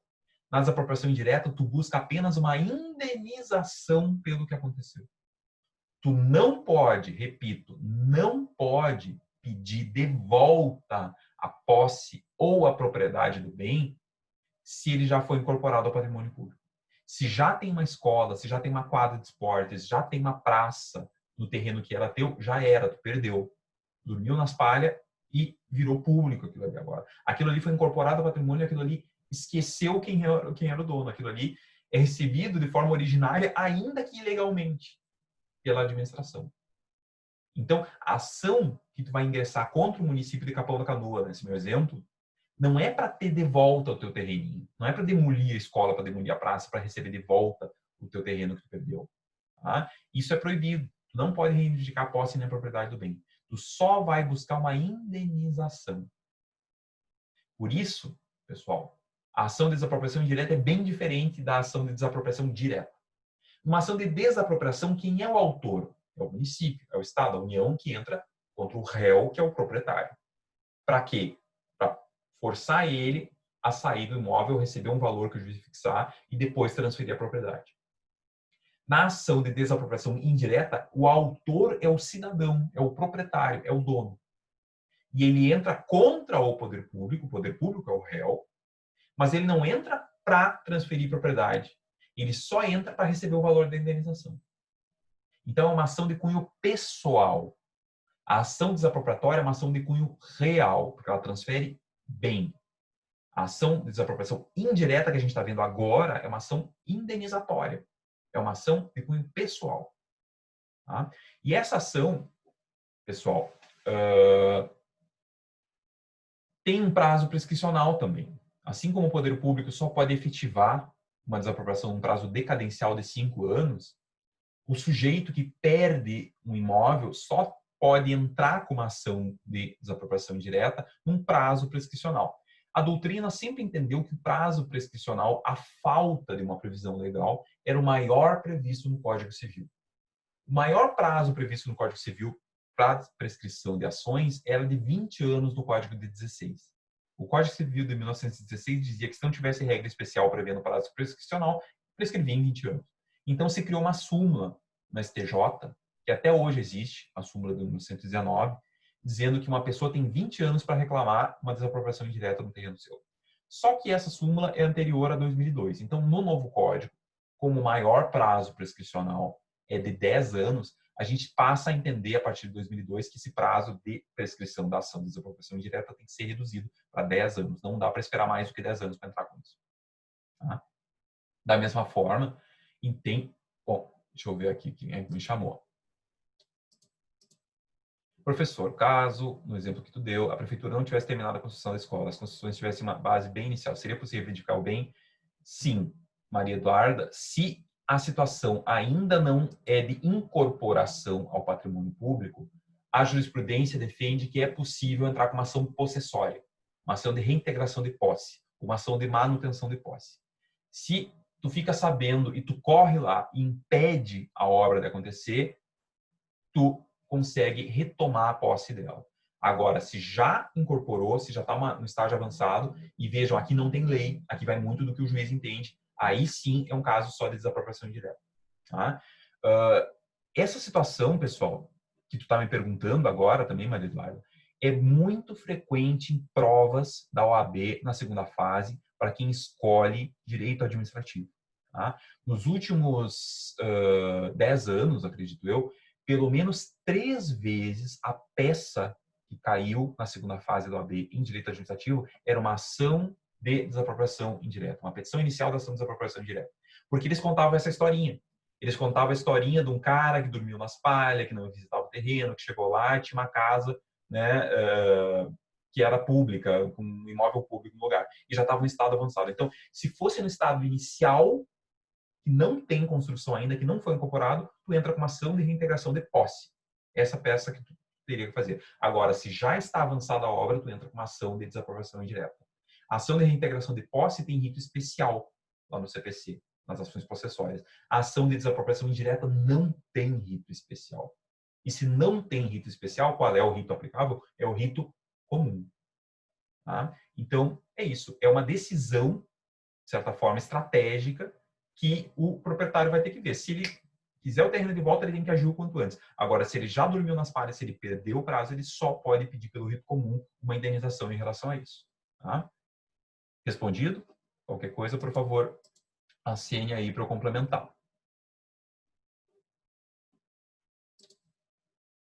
Ok. Então, só fica esse registro também de que se a pessoa deu uma anuência tácita, ou seja, se ficar provado que o sujeito sabia que a obra estava começando, foi notificado, visitou, foi visto indo até o local e propositalmente retardou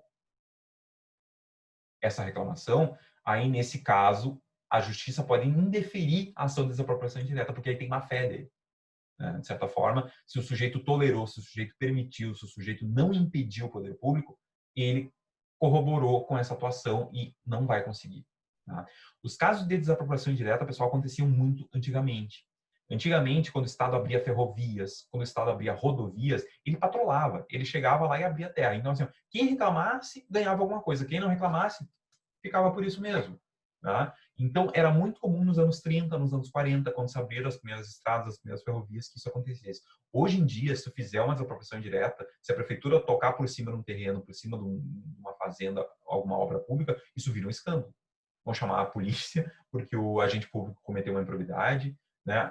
As pessoas não vão deixar barato. Então, é uma coisa que não acontece mais tanto da maneira grosseira como acontecia no passado. Mas ainda existem situações de invasões pequenas, de esbulhos parciais. Imagine, por exemplo, assim, que tu é vizinho de uma área da prefeitura e a prefeitura decide fazer um ginásio esportivo, né? Tá? E aí, no projeto do ginásio, ela fez um teto que a coluna dele entra um pouco adiante, porque tipo, ela fez um teto curvo, e aí a coluna, para sustentar esse teto curvo, ela vai além do terreno da prefeitura, ela invade o teu terreno, entra 2, 3 metros para dentro da tua área. Então, na tua área, tu sofreu uma desapropriação indireta de 2, 3 metros de terreno. Não é uma coisa tão grosseira como antigamente, que tu perdia a terra inteira, que a prefeitura patrolava, o governo patrolava, mas por um erro de projeto ela acabou avançando alguns metros.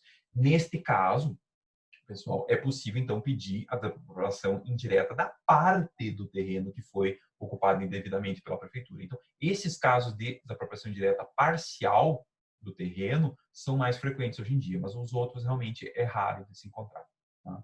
Eu, a título de curiosidade, já atuei num processo de desapropriação indireta que foi o mais antigo da minha vida.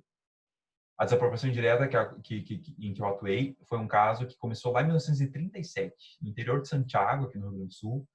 Uma família foi descobrir quando o pai morreu que uma das fazendas dele tinha uma ferrovia passando por dentro e ele nunca foi indenizado por isso. E aí lá no processo de inventário que foi aberto 20 anos quase depois, em 1955, eles decidiram entrar com ação de desapropriação indireta contra a aviação férrea do Rio Grande do Sul na época. Tá? E aí isso começou lá nos anos 50, aí remete para a Justiça Federal, aí a Justiça Federal foi extinta, voltou para estadual, aí trocou de juiz, aí trocou de comarca, aí trocou não sei o quê. Só foi sentenciado pela primeira vez em 1998. Veja, o processo passou 33 anos tramitando na justiça para ter uma sentença. Aí depois teve a sentença de liquidação, que levou mais uns 3, 4 anos para acontecer.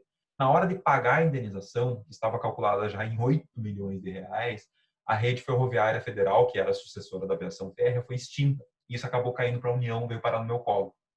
E aí eu fui citado para opor embargos àquela execução de 8 milhões de reais. Aí a gente mandou para o nosso contador, o contador abriu a conta e viu ali que tinha tanto juros sobre juros sobre juros em efeito cascata, que a coisa estava muito errada. O valor devido não era de 8 milhões, era cerca de 3 milhões de reais. Mas ao fim e ao cabo, a União então pagou por meio de precatório aos herdeiros daquele senhor que foi desapropriado lá nos anos 30, uma indenização de cerca de 3 milhões de reais. Ele já era morto, já tinha neto, bisneto, e a indenização foi dividida entre umas 80 pessoas, mais ou menos, que eram os descendentes desse sujeito. Eu lembro até hoje do nome do processo, é Espólio de Francisco José da Silva, o nome da parte autora. Francisco José da Silva, então, era o proprietário que tinha sido esbulhado lá nos anos 30 pela aviação férrea.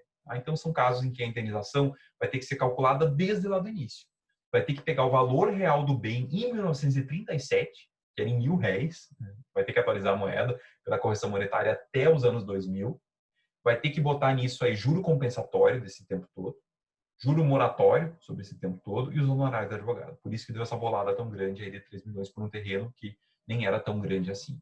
Tá? Mas a desapropriação indireta ela sai caro para o poder público e quanto mais tempo leva para pagar, maior fica esse bolo, por conta daqueles critérios de atualização e compensação e juros demora que a gente vê na aula passada. Tá? Então, sempre que vocês forem tratar de indenização e desapropriação, cuidem se vocês estão falando da desapropriação direta ou da indireta, porque a forma de contar uma e outra vai ser maximizada na desapropriação indireta. Na desapropriação indireta vai ter que sempre voltar à data do esbulho. A data da invasão, da construção da ferrovia vai ser considerada a data do esbulho, e o valor é o daquele tempo. A data do esbulho vai ser considerado o termo inicial do juro de mora, porque está atrasado o pagamento em 70 anos. A data do esbulho, a data da ocupação pela administração, vai ser também o marco inicial do juro compensatório, porque deixou de poder produzir na área desde aquela época. Então, por isso, então, que ela vai dar um bolo bem maior do que a indenização da desapropriação direta. Tá? Bom, visto esse ponto da desapropriação indireta, se não tiverem mais dúvidas, eu vou passando para os 3 últimos. Tá? Os 3 últimos, que o desvio da finalidade, a anulação da desapropriação e a retrocessão, têm relação entre si. Tá? Um é decorrência do outro, de certa forma. Desvio de finalidade. O que é desvio de finalidade? Desvio de finalidade também aparece na doutrina como tresdestinação. Vejam que palavra chatinha. Tresdestinação. Tresdestinação é uma situação em que o bem foi desapropriado pela prefeitura, pelo estado, pelo município, mas acabou sendo aplicado numa finalidade diversa daquela que fora anunciada. Ou pior, não foi utilizado para nada. Tá? Quando a prefeitura diz, por exemplo, eu quero desapropriar uma área para fazer uma escola, ela tem que fazer uma escola. Se o Estado diz, eu vou desapropriar uma área para fazer um presídio, ele tem que fazer um presídio. Né? que acontece se o Estado, em vez de fazer um presídio, fizer uma escola? O que acontece se a prefeitura, em vez de fazer uma escola, fizer um posto de saúde? Nesse caso, aí a gente pode dizer que houve um desvio da finalidade. Né? E aí entra a pergunta: será que o Estado, ou a prefeitura, ou o governo federal podem trocar essa finalidade, dizer que vai fazer uma coisa e fazer outra? Esse desvio de finalidade é lícito ou é ilícito? Né? Aqui, pessoal, cabe ponderar que há pelo menos 2 pontos de vista distintos. Tá? O Ministério Público do Rio Grande do Sul, os órgãos de controle, tendem para uma posição mais restritiva. Eles entendem que qualquer desvio na finalidade imediata ou imediata do bem gera a nulidade da desapropriação. Tá? Ou seja, a desapropriação tem que ser invalidada, tem que ser desfeita. Essa posição, entretanto, não é corroborada pela maioria da jurisprudência, ou seja, os juízes tendem a entender a questão de um ponto de vista mais flexível. Os juízes, na maioria das vezes, seguem a lógica assim, ó, tu tem que preservar a finalidade pública como um todo. Se o fim imediato de fazer uma escola ou de fazer o presídio foi descumprido, a gente vai analisar o que ele fez no lugar. Se ele fez algo que ainda assim preserva o interesse público, por exemplo, fazer uma biblioteca ou fazer, né, uma outra obra pública, fazer um posto de saúde, não tem problema nenhum. A desapropriação é válida. Agora, se ele fez algo que foi pior, por exemplo, deixou o terreno baldio ou entregou para um empresário privado, aí a desapropriação é nula. Então, repito, os órgãos de controle, Ministério Público, tendem a entender que a desapropriação tem que ser anulada em qualquer desvio da finalidade inicial. O judiciário, em contrapartida, tende a achar que só se comprometer todo o interesse público, imediato e imediato, o interesse público próximo e distante, pela forma diferente como o Estado acabou executando a política, é que isso vai gerar uma anulação. Tá? E o que é uma anulação, o que é a retrocessão, que seriam as consequências desse desvio de finalidade? É isso que a gente vê nos próximos slides. Tá? A anulação de desapropriação é aquela situação em que se torna sem efeito esse processo. Tá? Qualquer vício de competência, né? Por exemplo, a União fez reforma urbanística, não pode. Isso é incompetência. O Estado fez reforma agrária, não pode. Isso é incompetência. Então, qualquer vício de competência pode anular a desapropriação. Qualquer vício de forma pode anular a desapropriação. O Estado tinha que ter entrado com uma ação. O Estado tinha que ter feito o procedimento notificando o proprietário. Se não observou os aspectos formais, também anula a desapropriação. Tá? E, como a gente viu, se houver um desvio de finalidade, se houver um vício na finalidade, também é possível anular a desapropriação, tornar ela sem efeito. Em princípio, como em qualquer caso de ato administrativo, a administração é que teria a prerrogativa no exercício da autotutela de declarar essa nulidade. Mas se a administração quer manter a desapropriação, mesmo com vício na competência, na finalidade ou na forma, cabe ao cidadão, por meio da ação popular, ou ao Ministério Público, por meio da ação civil pública, intentar a anulação desse processo. O próprio dono do bem, que perdeu ele por desapropriação, se ficar indignado que ele está abandonado, que ele foi utilizado por outra finalidade, pode tentar uma ação anulatória. Então, são várias as vias processuais pelas quais se pode buscar a anulação de uma desapropriação. O MP por via da ACP, o cidadão comum por via da ação popular e o próprio dono por meio de uma ação de rito comum, uma ação anulatória. São 3 caminhos possíveis para buscar na justiça a declaração dessa anulação quando a administração não o faz por conta própria. Tá? Bom, e aí vai surgir a questão. Se anularmos a desapropriação, o que acontece com o bem? Volta para o poder público? Fica com o poder público igual ou volta para o dono original? Tá? Essa situação é o que a gente chama, então, de retrocessão. Retrocessão é retroceder, ceder ao dono, ao proprietário, voltar ao dono original. Se uma desapropriação for anulada, então se a ACP for julgada procedente, se a ação popular for julgada procedente, se a ação anulatória do dono for julgada procedente, ou se a própria administração no exercício da autotutela anular a desapropriação, o efeito disso pode ser a retrocessão.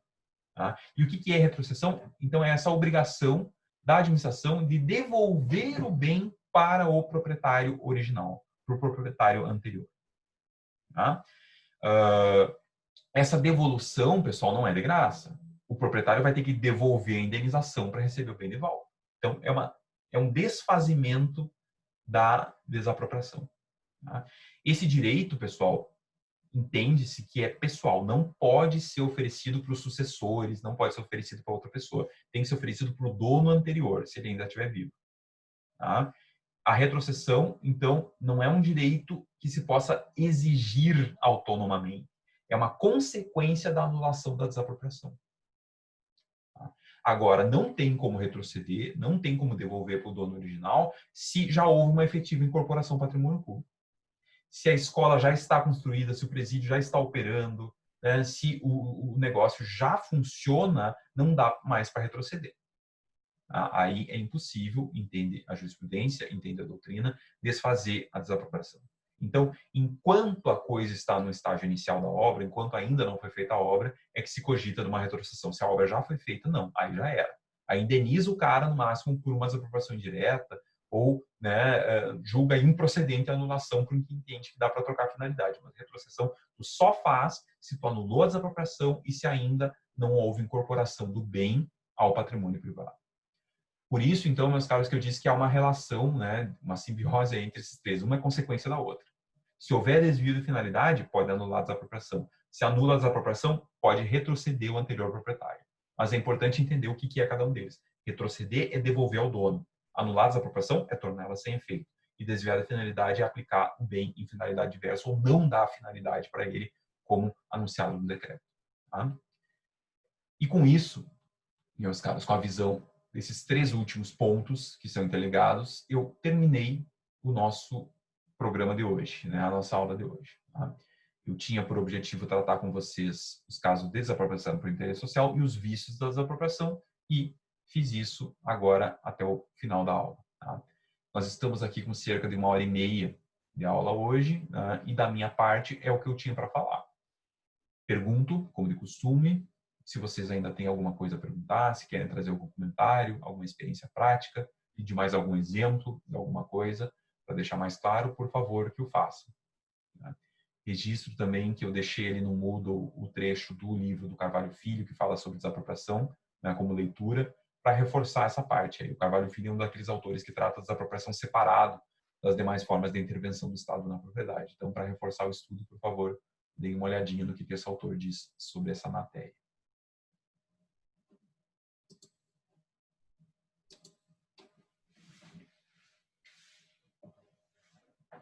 Então, meus caros, né, nada mais havendo a tratar, acho que é a hora de procedermos ao encerramento, ok?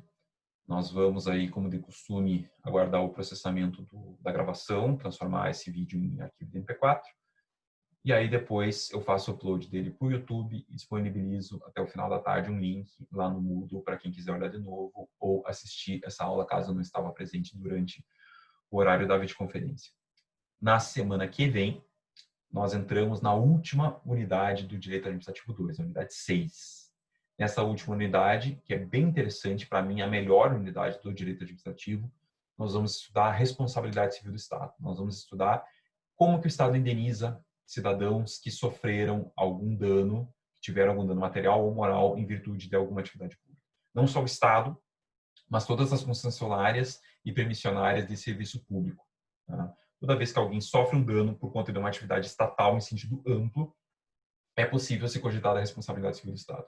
E essa aulinha sobre responsabilidade, ela também vai se desdobrar em dois momentos, 2 semanas, para depois, aí sim, lá no início de julho, a gente ter a nossa terceira avaliação. Tá? Por conta da reunião de professores que nós tivemos na semana passada, tá? Eu acredito que se confirmou aquilo que eu já vinha dizendo para vocês, que a UFN tende simplesmente a seguir o cronograma de retorno implementado pelo governo do estado do Rio Grande do Sul. Agora, no dia 15 de junho, voltarão a acontecer presencialmente apenas as aulas práticas, atendimentos do NPJ, em síntese. Não sei também se alguma disciplina de extensão volta ou não volta, mas nessas disciplinas práticas, com o uso de equipamentos de proteção individual, vocês retornarão, né, conforme as instruções dos professores respectivos, a trabalhar com isso. Mas nós, aqui nas disciplinas teóricas, seguiremos em aulas à distância. Encerraremos o calendário do primeiro semestre no prazo previsto, no início de julho, com aulas à distância. Inclusive, a terceira avaliação vai acontecer também no formato em que já viemos na prova 1 e na prova 2, com provas à distância. Tá? E aí sim eu vou cobrar de vocês a unidade 5 e a unidade 6 a respeito dessa matéria que a gente está vendo. Mas, então, né, fica aqui o registro de que semana que vem, no mesmo horário, 2 da tarde, pelo Zoom, a gente continua com a nossa matéria, tratando desse novo conteúdo. Era isso por hoje e até lá. Boa tarde a todos. Tchau, tchau.